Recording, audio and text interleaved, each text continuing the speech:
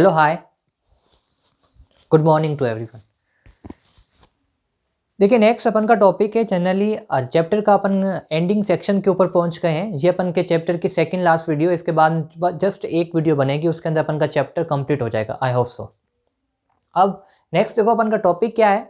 हमने देखो जनरेटर के बारे में लास्ट स्टडी किया था और जनरेटर के अंदर जो करंट बन रही थी उसका करंट अपन ने क्या नाम दिया था कि करंट इधर एसी करंट बन सकती है, डीसी करंट बन सकती है। वहाँ पे अपन ने शॉर्ट के अंदर एक्सप्लेन किया था। तो यहाँ पे अपन उन दोनों के बीच में डिफरेंस देख लेते हैं कि एसी करंट किसे कहते हैं, डीसी करंट किसे कहते हैं। जनरली एसी का मतलब ही क्या होता है, अल्टरनेटिंग करंट। मैंने करंट वैसे ही लिख दिया है, आप सिर्फ एसी भी लिखोगे तो भी काम चलेगा, या यहाँ पे सिर्फ डीसी लिखेंगे तो भी काम चलेगा, क्योंकि यहाँ पे जो सी होता है वो ऑलरेडी करंट को रिप्रेजेंट पहले से कर रहा है, तो बार बार करंट लिखने की कोई जरूरत नहीं है। अब एसी करंट किसे कहते हैं, हमारे जनरेटर के अंदर अगर एसी जनरेटर के कारण जो करंट प्रोड्यूस होगी उसे अपन एसी करंट कहेंगे। जो डीसी जनरेटर के वजह से जो करंट प्रोड्यूस होगी उसे अपन डीसी करंट कहेंगे। फर्दर से क्वेश्चन ये आता है कि एसी और डीसी करंट के अंदर फर्क क्या होता है। एसी करंट जो basically equal interval of time period के अंदर अपनी डायरेक्शन को चेंज नहीं करे या अपनी डायरेक्शन को रिवर्स नहीं करे, तो उस करंट को तो अपन कहते हैं डीसी करंट। एसी करंट जो equal interval of time period के बाद में अपनी डायरेक्शन को चेंज कर दे, तो उस तरीके की करंट को अपन क्या कहते हैं, एसी करंट कहते हैं। मतलब सिंपल सी बात क्या है कि एसी करंट जो कुछ टाइम के बाद में अपनी डायरेक्शन को रिवर्स कर दे तो उसे अपन एसी करंट कहेंगे। एसी करंट जो बेसिकली स्टेडली मतलब एक ही डायरेक्शन के अंदर चले उसे अपन डीसी करंट कहेंगे। इन द केस अगर अपन ग्राफिकल वे से रिप्रेजेंट करने की कोशिश करें तो देखो एसी करंट जैसे बेसिकली कैसे चलती है, इस तरीके से चलती है, अपवर्ड डाउनवर्ड, मतलब अपनी डायरेक्शन को क्या कर रही है, रिवर्स कर रही है। कि पहले अपवर्ड डायरेक्शन था, अब क्या हो गया, डाउनवर्ड हो गया, रिवर्स हो गया, और equal interval of time period के बीच में अपने डायरेक्शन को रिवर्स करेगी। वहीं पे अगर अपन डीसी करंट का अगर अपन ग्राफ पढ़े तो वो टाइम के रेस्पेक्ट में कैसा आता है, ऐसा आता है। ये अपन की करंट है, ये अपन का टाइम है, सेम तरीके से ये टाइम, ये अपन का करंट। तो डीसी करंट कैसे चलती है, सीधे चलती है, अपनी डायरेक्शन को कभी भी चेंज नहीं करती, तो उस तरीके की करंट को अपन क्या कहते हैं, डीसी करंट। मतलब कभी भी अपनी डायरेक्शन को चेंज नहीं करेगी। और उसी जगह अगर अपन एसी करंट के बारे में स्टडी करें तो वो equal interval of time period के अंदर अपनी डायरेक्शन को चेंज कर देगी। दूसरा बेसिकली डिफरेंस क्या होता है कि एसी करंट एसी जनरेटर से प्रोड्यूस होती है, डीसी करंट डीसी जनरेटर से प्रोड्यूस होती है। थर्ड बेसिकली डिफरेंस क्या होता है कि एसी करंट जिस जनरेटर से प्रोड्यूस होती है उसके अंदर अपन स्लिप रिंग्स यूज करते हैं। वहीं अगर अपन ऐसे जनरेटर जो डीसी करंट प्रोवाइड करवा रहा है तो उस जनरेटर के अंदर अपन क्या यूज करते हैं, स्प्लिट रिंग यूज करते हैं, जिसके कारण करंट की डायरेक्शन रिवर्स जिसके कारण करंट की डायरेक्शन चेंज नहीं होती। तो जनरली ऐसा सब्सटेंस जो जनरेटर के अंदर यूज किया जाए जो डायरेक्शन को रिवर्स ना करवाए, तो उस तरीके की डिवाइस को अपन क्या कहते हैं, कम्यूटेटर्स कहते हैं। और फोर्थ डिफरेंस क्या होता है कि एसी करंट का देखो बेनिफिट क्या होता है, AC current long range distance तक ट्रांसमिटेड हो सकती है with minimum loss of energy. वहीं पे अगर डीसी करंट को अगर ट्रांसमिट करना है आप ट्रांसमिट कर सकते हो, मगर वो लो रेंज तक ही होगी। अगर ज़्यादा रेंज तक करोगे तो उस कंडीशन के अंदर अच्छे तरीके से ट्रांसमिट नहीं हो पाएगी। अब इसी पॉइंट को अपन थोड़ा डिटेल में समझते हैं। सपोज करो जो करंट होती है वो कहाँ पे बनती है, हमारे पावर हाउस के अंदर बनती है, जहाँ पे रिवर्स वगैरह होते हैं, और हमारे सिटीज़ अलग अलग जगहों के ऊपर लोकेटेड है। मगर करंट बेसिकली मतलब electrical current all over India के अंदर ट्रांसमिट होती रहती है।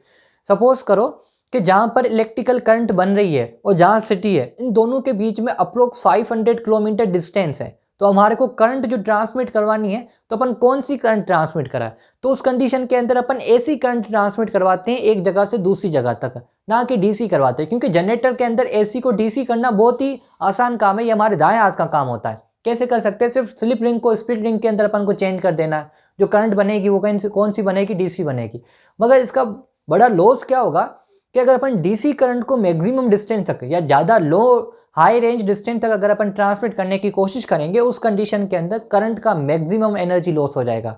और इसी वजह से अपन क्या करते हैं, एसी करंट को एक जगह से दूसरी जगह, जब अपन का डिस्टेंस क्या होता है, बहुत ही ज़्यादा होता है, जैसे 500 kilometre, 300 kilometre, 200 kilometre, even 100 kilometre या 50 किलोमीटर, तब भी अपन क्या चूज़ करते हैं, एसी करंट चूज़ करते हैं, क्योंकि वो उसके अंदर एनर्जी का लॉस कम होता है। वहीं पे अगर सपोज करो आपके पास जनरेटर है, उस जनरेटर के लिए उस जनरेटर की हेल्प की वजह से आपको सिर्फ आपके घर के लिए इलेक्ट्रिसिटी बनानी है, तो उस कंडीशन के अंदर अपन डीसी जनरेटर यूज़ करते हैं, क्योंकि हमारे होम की इतनी डिस्टेंस नहीं होती, तो उस कंडीशन में अच्छे तरीके से अपन की इलेक्ट्रिसिटी बन सकती है। बेसिकली जो होम के लिए या स्कूल्स के लिए जनरेटर्स आते हैं, दोनों फॉर्म के अंदर अवेलेबल होते हैं, डीसी फॉर्म के अंदर, एसी फॉर्म के अंदर। अभी वो आपके ऊपर डिपेंडेंट है कि आप कौन सा जनरेटर चूज़ करना चाहते हो। थर्ड क्या है, बेसिकली फोर्थ अपन के पॉइंट हो गई। अब फिफ्थ पॉइंट है, बेसिकली उसका सामने डिफरेंस नहीं लिखा हुआ है, मगर आप यहाँ पे अपन को पढ़ना है। In India AC change direction after every 1/100 second which produce the 50 hertz frequency. कि इंडिया के अंदर जो करंट आती है उसकी फ्रिक्वेंसी कितनी होती है, 50 हर्ट्ज फ्रिक्वेंसी होती है। अब यहाँ पे अपन का देखो एक न्यू टॉपिक आ जाता है, वो क्या आ जाता है, फ्रिक्वेंसी। जनरली ये फ्रिक्वेंसी टॉपिक अपन के 9th स्टैंडर्ड के अंदर डिफाइन किया हुआ है, तो इस वजह से यहाँ पे बार बार नहीं दे रहे, मैं आपको फिर से बता देता हूँ। फ्रिक्वेंसी किसे कहते हैं, फ्रिक्वेंसी का देखो फॉर्मूला क्या होता है, F = 1/1/T। इसका मतलब क्या होता है, फ्रिक्वेंसी का मतलब ये होता है number of cycles per unit time, कि एक यूनिट टाइम के अंदर कितनी साइकिल प्रोड्यूस होती है, वो क्या रिप्रेजेंट करती है, फ्रीक्वेंसी को रिप्रेजेंट करती है। अभी यहाँ पे देखो 50 हर्ट्ज आंसर कैसे आता है, जब अपन को टाइम पीरियड कितना दिया हुआ, 1/100 सेकेंड। ये कह रहा है कि बेसिकली जो करंट होती है वो अपना डायरेक्शन कब चेंज करती है, 1/100 सेकेंड के अंदर करंट अपना डायरेक्शन चेंज कर देती है। मगर ये तो रिवोल्यूशन कितना हो जाता है, हाफ रिवोल्यूशन। मगर ये कह रहा है कि number of cycle per unit time, मतलब कंप्लीट साइकिल होनी चाहिए। तो आधा साइकिल करने के लिए टाइम कितना लगाती है, 1/100 सेकेंड लगाती है। पूरा साइकिल करने के लिए कितना टाइम लगाएगी, पूरा साइकिल जनरली क्या हो जाएगा, जैसे सपोज करो ये अपन का जनरेटर है, जब जनरेटर अपन का इस पोजीशन पे पहुंचता है तो करंट की एक डायरेक्शन होती है, वापस अपन का जनरेटर इस पोजीशन पड़ता है तो करंट की डायरेक्शन क्या होती है, 2 होती है। अब बेसिकली अपन का क्या होता है, साइकिल कंप्लीट हो जाता है। मगर अपन को क्या पढ़ना है, पूरा कंप्लीट साइकिल के बारे में पढ़ना है। अगर अपन की ये जनरेटर यहाँ से लेकर यहाँ तक पहुँचता है तो कितना टाइम लगाता है, 1/100 सेकेंड। फिर ये कंप्लीट हो जाएगा साइकिल, तब कितना लगाएगा, 1/100 कितना हो जाएगा, 2/100। तो टाइम पीरियड हमारे को कितना दिया हुआ है, इसको क्या कर देना है, डबल कर देना है, क्योंकि ये तो बेसिकली हाफ साइकिल के लिए टाइम पीरियड दिया हुआ है, और कंप्लीट साइकिल के लिए टाइम पीरियड क्या हो जाएगा, 1/100 प्लस 1/100। क्योंकि हाफ साइकिल के अंदर ये, तो half cycle plus half cycle कितनी हो जाएगी, 1 कंप्लीट साइकिल हो जाएगी, तो उसके लिए टाइम पीरियड क्या हो जाएगा, 100/2। ये अपन का आंसर आ जाएगा। अब फ्रीक्वेंसी के अंदर आप डाल के रखिए, देखो साइकिल कितनी अपन की, एक साइकिल के बारे में स्टडी करें, टाइम पीरियड क्या दिया हुआ, 2/100। इसको सोल्व करेंगे तो आंसर क्या आएगा, 0.02 आएगा। तो 1 डिवाइडेड बाय 0.02, पॉइंट हटाएंगे, ऊपर देखो 2 0 आएंगे, 1 टाइम वही है 50 टाइम, तो आंसर अपन का क्या आ गया, 50। और इसकी यूनिट क्या होती है फ्रीक्वेंसी की, हर्ट्ज। तो इस हिसाब से अपन की इंडिया के अंदर जो अल्टरनेटिंग करंट हमारे होम्स के अंदर या हमारे ऑफिस के अंदर या हमारे स्कूल्स के अंदर गवर्नमेंट की वजह से दी जाती है, या जो हम यूज़ करते हैं इंडिया के अंदर, उसके अंदर फ्रिक्वेंसी कितनी होती है करंट की, 50 हर्ट्ज फ्रिक्वेंसी होती है। तो ये आपको देखो 1 मार्क क्वेश्चन के अंदर एमसीक्यूज के हिसाब से ये वाली पॉइंट बहुत ही इंपॉर्टेंट हो जाती है। आपको डायरेक्टली भी पूछ सकते हैं कि डिफाइन 50 हर्ट्ज, या ऐसे भी पूछ सकते हैं कि इंडिया के अंदर जो करंट आती है उसकी फ्रिक्वेंसी क्या होती है। आपको आंसर बताना है, 50 हर्ट्ज बताना है, और इस वजह से मैंने लिखा है डिफाइन 50 हर्ट्ज, और आंसर के अंदर पॉइंट नंबर 5, आपको पॉइंट नंबर 5 एक्सप्लेन करना है। तो ये सब कुछ था एसी और डीसी करंट के बीच में डिफरेंस। अगर इन द केस अपन की एग्जाम के अंदर 2 या 3 मार्क्स का क्वेश्चन आया, आपने सारी पॉइंट्स लिख दी, आपको मैक्सिमम मार्क्स मिल जाएंगे जितने मार्क्स उस क्वेश्चन के दिए होंगे। एक देखो छोटा सा क्वेश्चन लिखा हुआ है, how much potential difference come in our country. ये तो अपन ने इलेक्ट्रिकल करंट वाले चैप्टर के अंदर पहले ही पढ़ लिया है, मगर फिर से अपन इसको क्वेश्चन को अपन फिर से पढ़ लेते हैं। तो हमारी कंट्री के अंदर पोटेंशियल डिफरेंस कितना आता है, 220 वोल्ट का इलेक्ट्रिकल पोटेंशियल डिफरेंस दिया जाता है हमारे होम्स, स्कूल्स या ऑफिस के अंदर। एक और देखो पॉइंट है, वो भी आप लर्न करो कि जो भी अपन के इलेक्ट्रिकल सर्किट्स होते हैं वो अपन किस कॉम्बिनेशन में कनेक्ट करते हैं, जो हमारे होम के अंदर या ऑफिस के अंदर या हमारे स्कूल्स के अंदर होते हैं, वो पैरेलल कॉम्बिनेशन के अंदर होते हैं। क्यों पैरेलल कॉम्बिनेशन के अंदर होते हैं, क्योंकि जनरली अपन ने देखो वहाँ पे ओम्स लॉ के अंदर 2 अपन ने कॉम्बिनेशन की थी, एक यूनिफॉर्म एक पैरेलल। और पैरेलल कॉम्बिनेशन के अंदर अपन की एक वहाँ पे एक अपन ने एक पॉइंट सीखी थी कि पैरेलल कॉम्बिनेशन के अंदर पोटेंशियल डिफरेंस पोटेंशियल डिफरेंस या वोल्टेज क्या रहता है, कांस्टेंट रहता है। इसी वजह से जो भी अपन के इलेक्ट्रिकल अप्लायंसेस होते हैं जो हम होम के अंदर कनेक्टेड करते हैं, वो सारे के सारे अप्लायंसेस अपन पैरेलल कॉम्बिनेशन के अंदर कनेक्ट करते हैं। प्रॉफिट क्या होगा कि सारे अप्लायंसेस के अंदर वोल्टेज क्या रहेगा, एक ही रहेगा। अब देखो नेक्स्ट है अपन का कि डोमेस्टिक इलेक्ट्रिकल सर्किट्स, मतलब जो अपन के वायर जो डोमेस्टिक सर्किट होता है, डोमेस्टिक सर्किट्स के अंदर कौन कौन से आ जाते हैं, ऐसे सर्किट्स जो हमारे होम्स के अंदर लगे होते हैं, जो हमारी स्कूल्स के अंदर लगे होते हैं, जो हमारे ऑफिस के अंदर लगे होते हैं, जो हमारी शॉप्स के अंदर लगे होते हैं, ये हमारे डोमेस्टिक सर्किट्स के अंदर काउंट किए जाते हैं। तो इन सर्किट्स के अंदर किस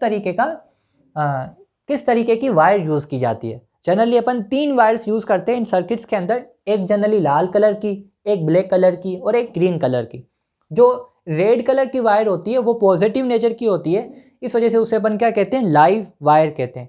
ऐसी वायर जो बेसिकली ब्लैक कलर की होती है उसे अपन न्यूट्रल वायर कहते हैं, जिसकी नेचर कैसी होती है, नेगेटिव होती है। थर्ड नंबर पे कौन सी होती है, ऐसी वायर जो ग्रीन कलर की होती है उसे अपन अर्थ वायर कहते हैं और वो ग्रीन इंसुलेशन होती है। अब यहाँ पे देखो एक चीज़ मैंने बनाई है, जनरली वायर्स को शॉर्ट फॉर्म के अंदर रिप्रेजेंट किया है कि अगर डोमेस्टिक सर्किट के अंदर लाल कलर की वायर होगी उसका पॉजिटिव नेचर होगा, वो लाइव वायर होगी। जो ब्लैक कलर की वायर होगी वो बेसिकली न्यूट्रल वायर होगी, उसका नेगेटिव नेचर होगा।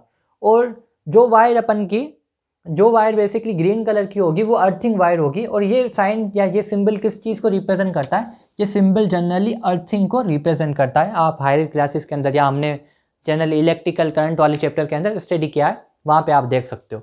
तो ये तीन वायर्स हमारे डोमेस्टिक सर्किट्स के अंदर यूज़ की जाती है और हमारे अप्लायंसेस के अंदर लगाई जाती है। आपको 1 मार्क क्वेश्चन के अंदर ये पूछ सकते हैं कि लाइव वायर किसे कहते हैं, छोटा सा आंसर लिखना है कि ऐसी वायर जो जनरली पॉजिटिव नेचर की होती है और रेड कलर से इंसुलेटेड होती है। सेम तरीके से अगर आपको पूछे न्यूट्रल वायर किसे कहते हैं, ऐसी वायर जो पॉजिटिव नेचर की हो, जो नेगेटिव नेचर की हो और ब्लैक इंसुलेशन हो तो उसे अपन न्यूट्रल वायर कहते हैं। और अर्थिंग वायर जो ग्रीन कलर की होती है और अर्थ के साथ कनेक्टेड होती है। अब अपन के चैप्टर का देखो, वैसे तो चैप्टर हो गया है, 1-2 टॉपिक्स और बचे हैं, जैसे 5 एम्पियर किसे कहते हैं, 1A का मतलब क्या है और शॉर्ट सर्किट का मतलब क्या है, ओवरलोडेड का मतलब क्या है। मतलब 2 क्वेश्चन या 3 क्वेश्चन बाकी है, वो हम नेक्स्ट वीडियो के अंदर कंप्लीट कर लेंगे। अगर आपको ये वीडियो अच्छी लगी है और टॉपिक समझ में आया है तो आप अपने फ्रेंड्स के साथ शेयर कीजिए और लाइक, सब्सक्राइब और कमेंट करना भूलिएगा मत। Good by two all of you.